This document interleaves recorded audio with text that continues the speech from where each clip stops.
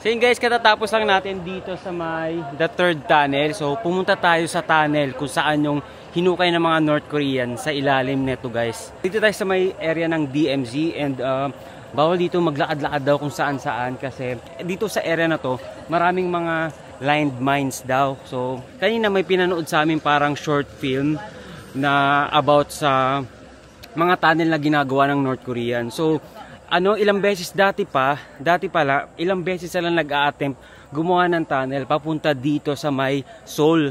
Nalaman nila yon kasi may isang North Korean na nakatakas galing sa North and itong taong to is military pala. So alam niya yung mga military secrets. So apat na tunnel kanina yung pinakita dun sa video pero suspect nila na baka marami pa silang mga ginawa na hindi pa na-discover. Kaya lagi talaga daw nilang chine-check yung around the area ng DMZ for safety.